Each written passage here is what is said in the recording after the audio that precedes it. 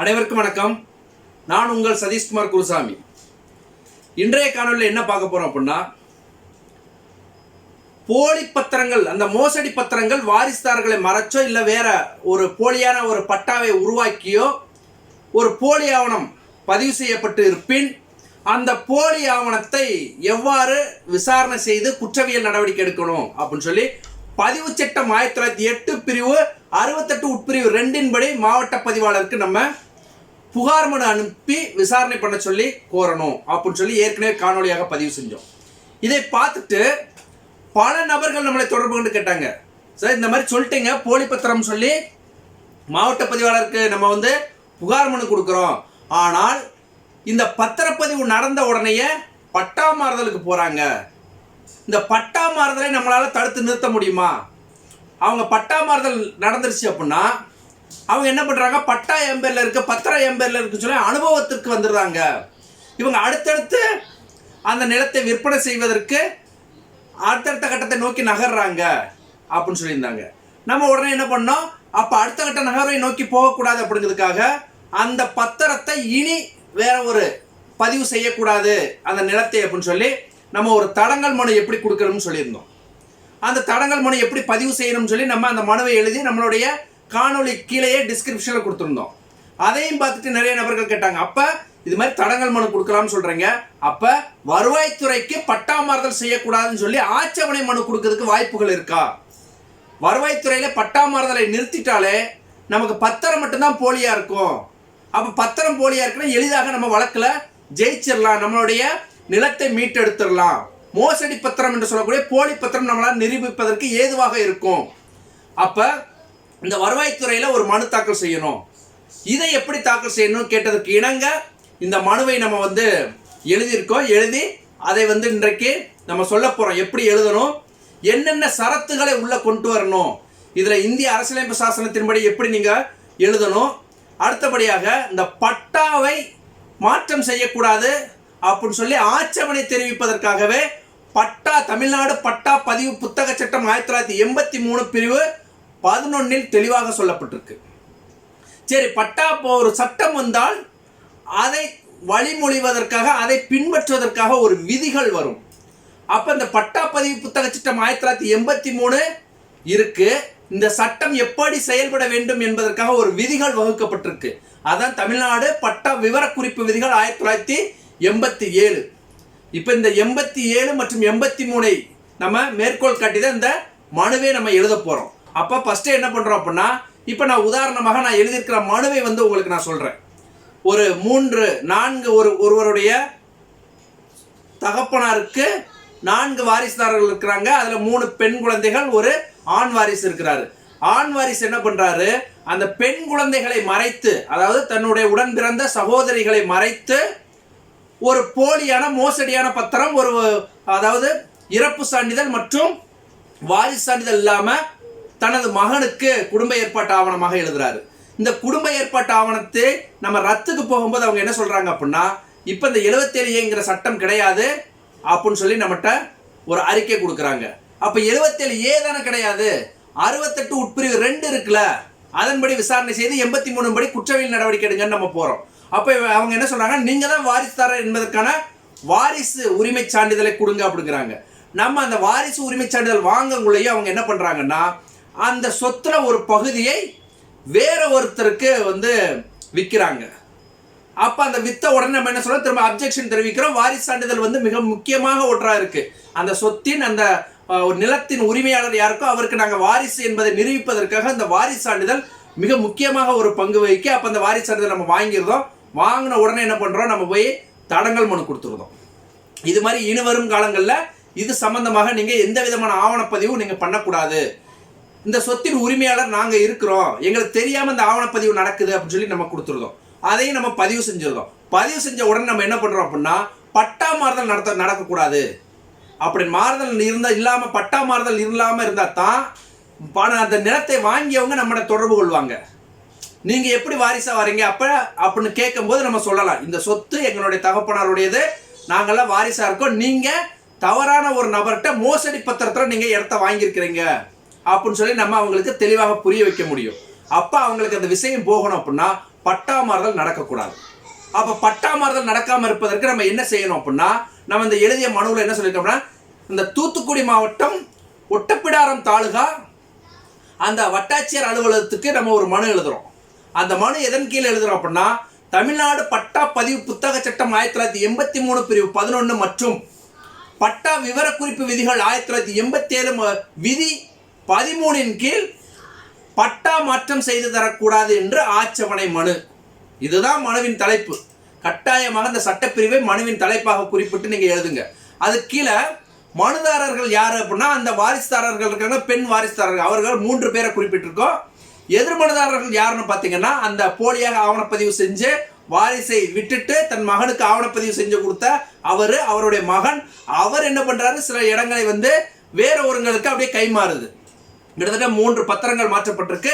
அந்த 3 நபர்களையும், அந்த வாங்கிய நபர்களை நம்ம எதிர்மனுதாரர்கள் சேர்த்திருக்கோம். சேர்த்த உடனே நம்ம ஏற்கனவே நம்ம சொல்லியிருக்கோம், ஒரு மனு எழுதுறீங்க அப்படின்னா கட்டாயமாக இந்த அனுப்புனர் தருணர்னு இருக்கக்கூடாது, மனுதாரன்னு இருக்கும். இப்ப சமீபத்தில் ஒரு 2-3 நாட்களுக்கு முன்னாடி நம்ம ஃபேஸ்புக் சமூக வலைதளங்களில் நான் பார்த்தேன், மனுக்கள் எழுதி இந்த தகவல் அறிவு உரிமை சட்டத்தை நல்ல தெரிந்த நபர்களை சில நபர்களுக்கு மனு எழுதி கொடுத்துருக்காங்க. அவங்களே என்ன பண்ணியிருக்காங்கன்னா அனுப்புனர்னு போட்டிருக்காங்க. இந்த அனுப்புனர் என்று போடுவது உறவு முறைகளுக்கு நம்ம அனுப்பக்கூடிய கடிதத்தில் குறிப்பிடுவது. ஒரு மனுவை குறிப்பிடும் போது நீங்க மனுதாரன்னு இருக்கணும், இல்ல பெட்டிஷர்னு இருக்கணும், அவங்களை எதிர்மனுதாரன்னு இருக்கணும், பெறுநர்னு இருக்கணும். ஆனா அவங்க என்ன பண்ண அனுப்புனர் போட்டு எழுதியிருக்கிறாங்க. இதெல்லாம் பார்க்கும்போது நமக்கு விவரம் தெரிஞ்ச நீங்களே இந்த மாதிரி பண்ணீங்கன்னா விவரம் தெரியாத மக்கள் எப்படி எழுதுவாங்க? கட்டாயமாக இனி வரும் காலங்களில் இந்த மனு எழுதுவதற்கு நீங்க மாற்றத்தை கொண்டு வாங்க. மனுதாரர்னு குறிப்பிடுங்க. இவர் தான் மனு கொடுக்குறார், அப்ப மனுவை கொடுப்பவர் யாரு? மனுதாரர் தான். மனுதாரன் குறிப்பிடுங்க, மனுதாரர் எதிர்மனுதாரன் குறிப்பிடுங்க. அடுத்து பொருள் கட்டாயமாக இருக்கணும் ஒரு மனுவில். அப்ப நம்ம இந்த மனுவில் பொருள் என்ன கொடுத்துருக்கோம் அப்படின்னா, சொத்தின் வாரிசுதாரர்களுக்கு அறிவிப்பு கொடுக்காமல் பட்டாவில் பெயர் மாற்றம் மற்றும் திருத்தம் செய்வது தொடர்பாக வருவாய் வட்டாட்சியர் அவர்களுக்கு பட்டா பதிவு புத்தக சட்டம் 1983 பிரிவு 11 மற்றும் பட்டா விவரக்குறிப்பு விதிகள் 1987 விதி 13 கீழ் ஆட்சேபனை மனு அப்படி கொடுத்துருக்கோம். அதுக்கப்புறம் பார்வை கட்டாயமாக இந்த மனுவில் இருக்கணும். அப்ப பார்வையில் என்ன சொல்றோம் அப்படின்னா, ஏற்கனவே அந்த குடும்ப ஏற்பாட்டு ஆவணமாக பதிவு செய்யப்பட்டிருக்க 2019 அந்த ஆவணத்தின் நம்ம எண்ணு கொடுத்துருக்கோம்.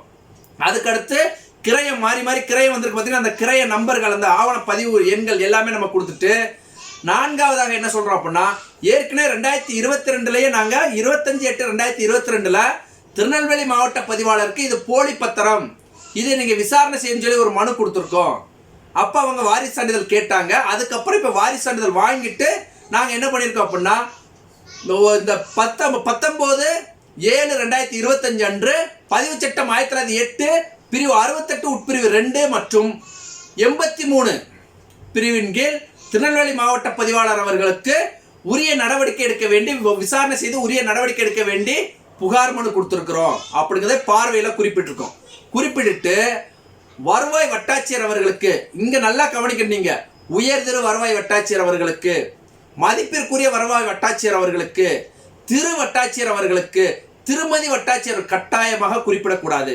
காரணம் என்ன அப்படின்னா, பல காணொலியில் நம்ம சொல்லியிருக்கோம், ஒரு பெயரை குறிப்பிடுறீங்க அப்படின்னா, இப்ப என்னுடைய பெயர் சதீஷ்குமார்னா நீங்க உயர்திருன்னு போடலாம், திருமிகுன்னு போடலாம், இல்ல பெண்ணாக இருந்தால் திருமதினு போடலாம். ஏனால் ஒரு உயிருள்ள ஒருவருடைய பெயருக்கு முன்பு நீங்க உயர்திரு அப்படின்னு மதிப்பு கூட்டு செய்யலாம். ஆனால் ஒரு பதவிக்கு முன்பு நீங்க கட்டாயமாக இந்த மாதிரி உயர்திரு திருமதி அப்படிங்கிறத குறிப்பிடக்கூடாது. இப்போ உயர்திரு வட்டாட்சியர் நீங்க போடுறீங்க, அங்க ஒரு பெண் வட்டாட்சியரா இருந்துட்டா என்ன பண்ணுவீங்க? திருமதினு போடுறீங்க. அங்க ஒரு ஆண் வட்டாட்சியரா இருந்துட்டா என்ன பண்ணுவீங்க? சரி, மதிப்பிற்குரியன்னு போடுறீங்க.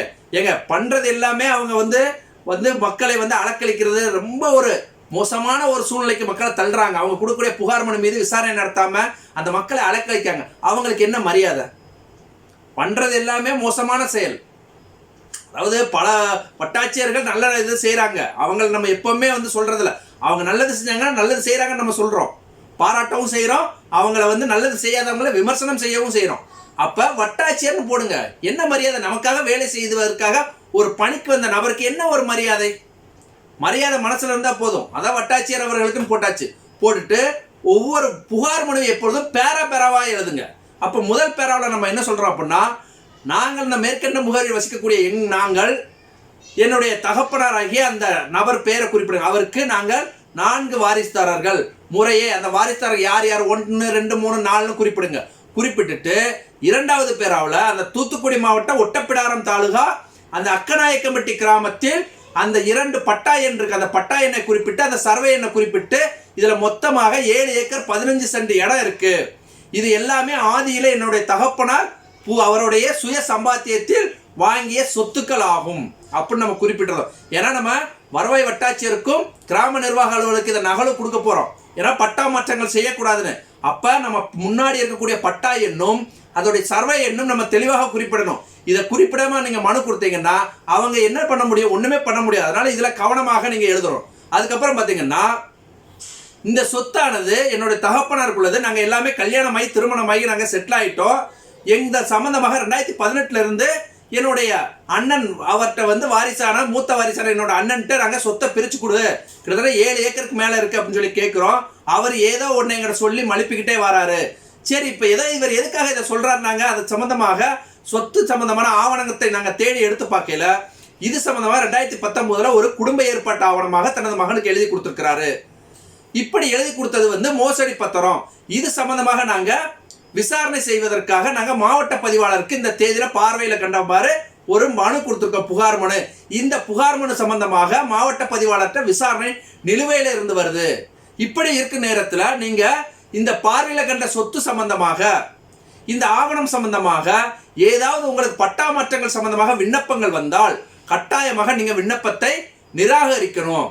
ஏனென்றால் அந்த சொத்தின் உரிமையாளர் எங்களுக்கும் உரிமை இருக்கு. என் தகப்பனுடைய வாரிசுகள் நாங்கள் இருக்கும்போது ஒருதலை பட்சமாக வாரிசுதாரரை மறைச்சு இந்த போலி ஆவணம் பதிவு செய்யப்பட்டிருக்கு. இந்த கங்கை கொண்டான் சார்பதிவாளருடைய உடந்தையோடு இது நடைபெற்றிருக்கு. அப்படி அந்த கங்கை கொண்டான் சார்பதிவாளர் நேர்மையாக இருந்திருப்பாரு, அவர் சரியாக விசாரணை செஞ்சிருப்பாருன்னா, எப்பா இது மாதிரி உங்க அப்பா பேர்ல சொத்து இருக்கு, நீ மட்டும் பதிவுக்கு வரைய உங்க உடன் இருந்த சகோதரிகள் இல்ல சகோதரர்கள் இருக்கார்களா அப்படின்னு அவர் விசாரணை செஞ்சிருக்கணும். இப்ப அவர் பேர்ல இருந்திருக்கும் அப்படின்னா அவர் அதை கேட்க வேண்டிய அவசியம் இல்லை.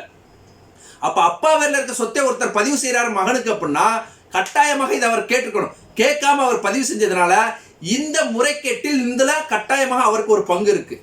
அவருக்கு இந்த பங்கு இல்லாம கட்டாயமாக இந்த மோசடி பத்திரம் பதிவு செய்வதற்கு எந்த சாத்தியக்கூறுமே இல்லை. கட்டாயமா அவருடைய உடந்தையோட தான் இது நடந்திருக்கு. இது ஆணித்தரமாக நம்மளால சொல்ல முடியும். ஏனால் இது சம்பந்தமாக 2013 இருந்து காலகட்டங்கள்ல பல சுற்றறிக்கைகள் பதிவுத்துறை தலைவர் அவர்களால் மாவட்ட பதிவாளருக்கும் சார் பதிவாளருக்கும் அனுப்பப்பட்டிருக்கு. 10 நாட்களுக்கு முன்னாடி உள்ள வில்லங்க சான்றிதழ் எடுங்க, வருவாய்த்துறையிலிருந்து அந்த வருவாய் சான்றிதழ் எடுங்க, இறப்பு சான்றிதழ் எடுங்க, வாரிசு சான்றிதழ்ங்க, பட்டா எடுங்க, இதெல்லாம் இருந்தா தான் நீங்க பதிவு செய்யணும்னு சொல்லப்பட்டிருக்கு.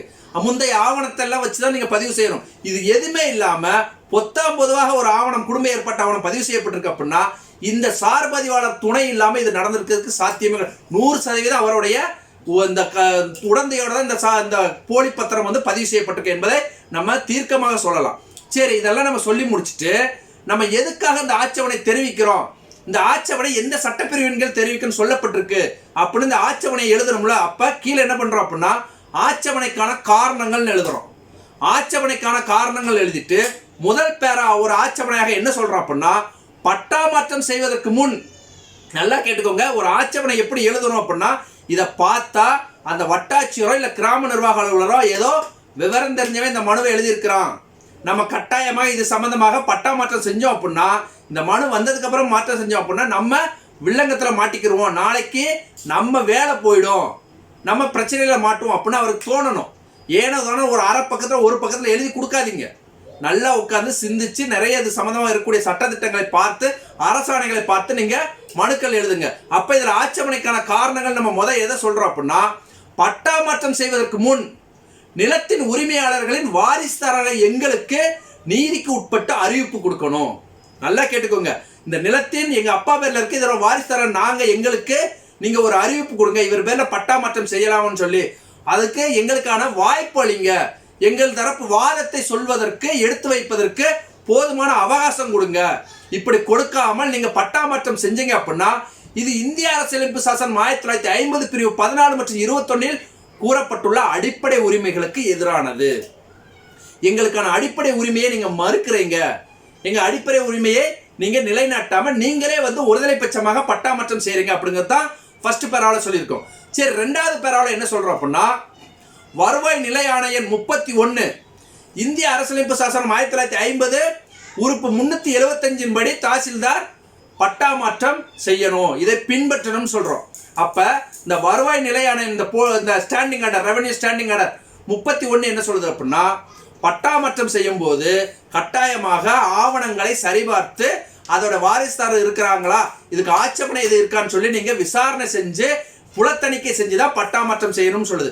இதையும் தாண்டி இந்த இந்திய அரசியலமைப்பு சாசனம் 1950 பிரிவு 375 என்ன சொல்லுதுன்னா, நீதித்துறை, நிர்வாகத்துறை, இந்த செயல்துறை, இந்த 3 துறைகளும் நீதிக்கு உட்பட்டு பொதுமக்கள் கொடுக்கக்கூடிய மனு மீது உரிய நீதியை வழங்கணும், நீங்க நீதி தவறக்கூடாதுன்னு சொல்லுது.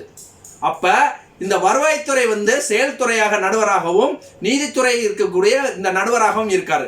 அப்ப இருக்கக்கூடிய இந்த தாசில்தார் ஒரு பட்டா மாற்றத்தின் போது நீதியை நிலைநாட்டணும், ஒருதலை பட்சமாக அவரு செயல்படக்கூடாது. அப்புறம் மூணாவது பாயிண்டாக என்ன சொல்றோம் அப்படின்னா, தமிழ்நாடு பட்டா பதிவு புத்தக சட்டம் 1983 மற்றும் தமிழ்நாடு பட்டா விவரக்குறிப்பு விதிகள் 1987 கூறப்பட்டுள்ள நடைமுறைகளை பின்பற்றி தாசில்தார் பட்டா மாற்றம் செய்யணும்னு சொல்றோம். இந்த தமிழ்நாடு பட்டா பதிவு புத்தக சட்டத்திலையும் இந்த தமிழ்நாடு விவரக்குறிப்பு விதிகள்லையும் ஒரு பட்டா சம்பந்தமாக விண்ணப்பங்கள் வரும்போது நீங்கள் எந்த மாதிரி விசாரணை செஞ்சு பட்டா மாற்றம் செய்யணும் அப்படின்னு சொல்லி தெல்ல தெளிவாக அந்த சட்டத்திலும் அந்த விதியிலும் வகுத்துரைக்கப்பட்டிருக்கு. அதை கட்டாயமாக நீங்க பின்பற்றி விசாரணை செய்யணும்னு சொல்லுது. நான்காவது ஆட்சேபனையாக நம்ம என்ன சொல்றோம் அப்படின்னா, தமிழ்நாடு பட்டா பதிவு புத்தக சட்டம் 1983 பிரிவு 3 உட்பிரிவு 7 படி நிலத்தின் அக்கறை கொண்டுள்ள எங்களுக்கு முறையீடு செய்வதற்கு போதிய வாய்ப்பு கொடுக்கணும். இரண்டாவது, அறிவிப்பு வழங்காமல் பட்டா மாற்றம் செய்வது மனித உரிமை மீறலாகும். இத்தகைய செயலானது தாசில்தார் இப்படி எங்களுக்கு அறிவிப்பு கொடுக்காம இந்த சட்டத்தை மதிக்காமல் ஒருதலை பட்சமாக பட்டா மாற்றம் செஞ்சார்னா இது மனித உரிமைகள் பாதுகாப்பு எதிரானது.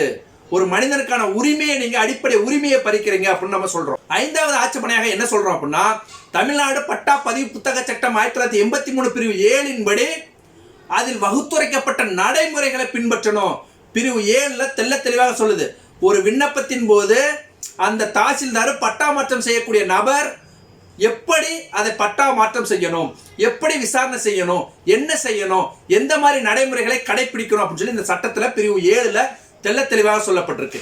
அதையும் தாண்டி ஆறாவது ஆட்சேபனையாக இந்த பட்டா மாற்றத்தின் போது தமிழ்நாடு பட்டா விவரக்குறிப்பு விதிகள் 1987 விதி 3 உட்பிரிவு 1 படி எந்த கிராமத்தில் பட்டா மாற்றம் நடைபெறுகிறதோ அந்த கிராமத்தில் படிவம் 1 ஒட்டணும். எல்லாரும் பார்க்குற வகையில் இன்னாறு பேர்ல இருக்கக்கூடிய பட்டா இன்னாறு பேருக்கு மாற்றம் செய்ய போறோம், இதுல ஏதாச்சும் ஆட்சேபனை இருக்கா அப்படின்னு சொல்லி கிராம நிர்வாக அலுவலகம், அந்த ஊராட்சி மன்ற அலுவலகம் மற்றும் பொதுமக்கள் அதிகமாக கூடக்கூடிய இடங்கள்ல இந்த படிவம் 1 நீங்க ஒட்டணும்.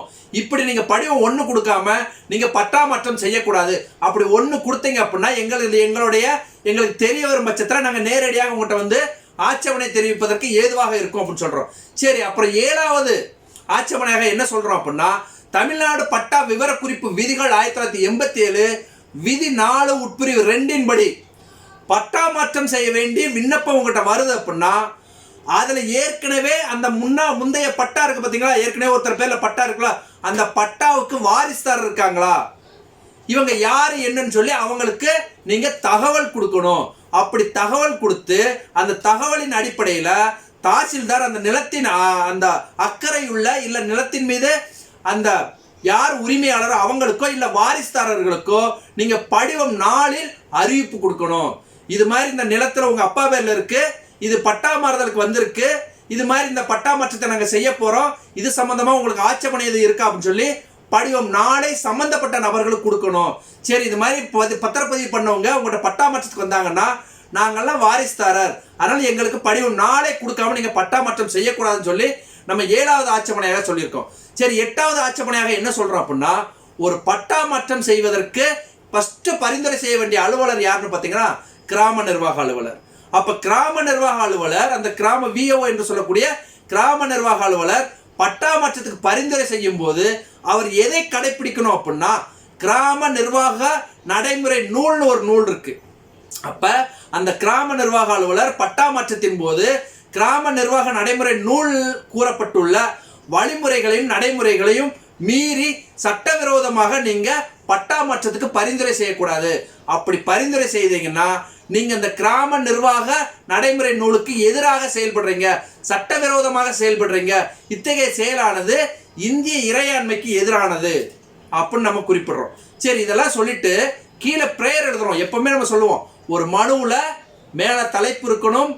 அதாவது உப்பில்லா பண்டம் குப்பைக்கு என்ற மாதிரி தலைப்பில்லாத மனு குப்பை தொட்டிக்கு தான் போகும். அப்ப தலைப்பு இருக்கணும், மனுதாரர் இருக்கணும், எதிர்மனுதாரர் இருக்கணும், அதுக்கு கீழே என்ன இருக்கணும், யார் கொடுக்க போறீங்களோ அந்த பெறுநர் இருக்கணும், அதுக்கு அடுத்து அந்த பொருள் இருக்கணும், பார்வை இருக்கணும், அப்புறம் என்ன சரத்தோ அந்த சரத்தை சொல்லியிருக்கணும், ஆட்சேபனை தெரிவிக்கணும்னா ஆட்சேபனைக்கான காரணங்கள் சொல்லியிருக்கணும். சொல்லி முடிச்சுட்டு எப்பவுமே ஒரு பிரேயர் இருக்கணும். அதாவது வேண்டுகோள், எனக்கு என்ன தேவை அப்படிங்கிறத எப்பவுமே வேண்டுகோளாக வைக்கணும். அப்ப இதுல என்ன சொல்றோம் பிரேயர்ல அப்படின்னா, எனவே கணம் வருவாய் வட்டாட்சியர் அவர்கள் இயற்கைக்கு புறம்பாகவும் சட்டவிரோதமாகவும் மோசடியாக பதிவு செய்யப்பட்ட பார்வையில் கண்ட ஆவணத்தின்படி பட்டா மாற்றம் செய்யக்கூடாது. அந்த ஆவணமானது அனைத்துமே போலி ஆவணம். இது சம்பந்தமாக மாவட்ட பதிவாளருக்கு நாங்கள் புகார் கொடுத்திருக்கோம். உரிமையியல் நீதிமன்றத்தை நாடுவதற்கும் நாங்கள் நோட்டீஸ் அனுப்பியிருக்கிறோம். இத்தகைய செயல் இருக்கும்போது நீங்க கட்டாயமாக பட்டா மாற்றம் செய்யக்கூடாது. செய்வது நீங்க அப்படி செஞ்சீங்க அப்படின்னா மேலே நான் குறிப்பிட்ட உள்ள அந்த பட்டா தமிழ்நாடு பட்டா பதிவு புத்தக சட்டம் 1983 பிரிவு 11 மற்றும் தமிழ்நாடு பட்டா விவரக்குறிப்பு விதிகள் 1987 விதி 13 படி நான் ஆட்சேபனை தெரிவிக்கிறேன் அப்படின்னு சொல்லிட்டு கீழே குறிப்பு கட்டாயமாக எழுதுங்க.